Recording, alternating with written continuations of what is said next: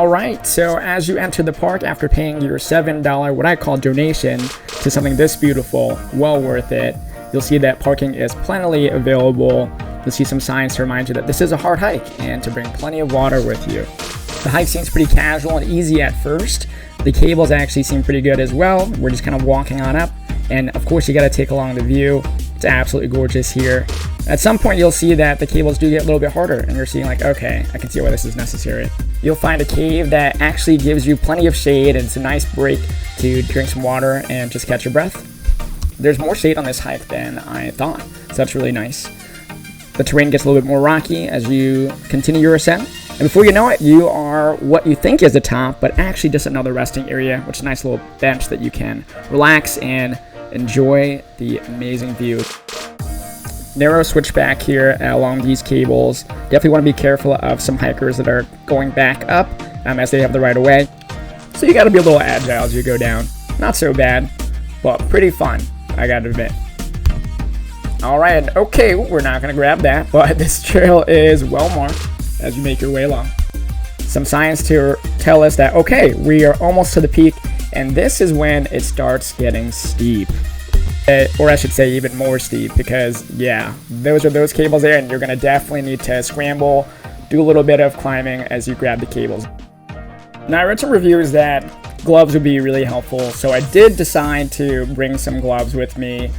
Got nice gripped gloves over at Walmart for $2, and brought them just in case. Overall, the cables weren't too hot, and I was doing pretty well overall. But what I realized was that it wasn't necessarily the cables, but it was really me. If you're afraid of heights like I am, your palms get sweaty, it starts to get slippery, and as you keep climbing, you'll get some breaks along the way, enjoy the view, but man, it gets tough. You'll see as I come across this area here, I realize that, oh man, this is when it is really rated as difficult. The camera is pretty much facing the wall, and as you look up, it's a pretty steep climb. This is when I definitely should have pulled out my gloves, but as you can see, I decided not to because I'm stubborn. And I struggled. This actually took me a pretty long time. I had to use my hands, my knees, scraped up my knees a little bit. And there I am shaking my hand because, yeah, that was a struggle.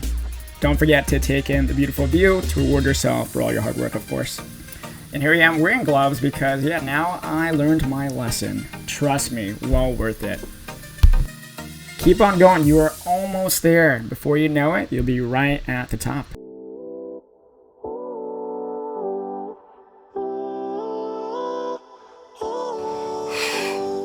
Alright, we made it to the top.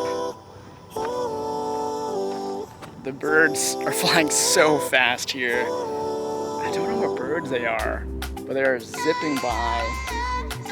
Beautiful, gorgeous. Take a look.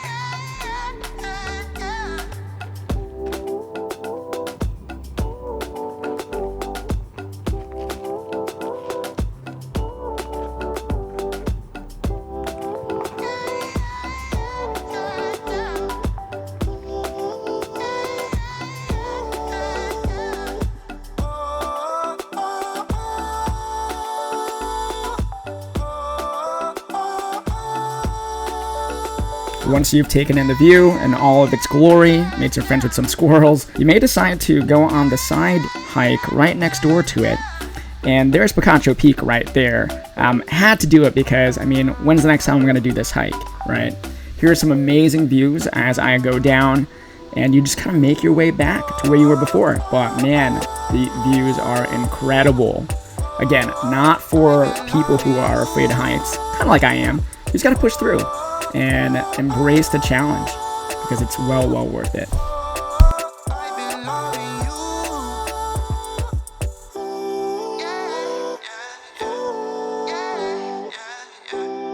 Just so epic. Definitely something I would want to do again with some friends. Highly recommend it. Make sure you stay safe, stay hydrated, and be well.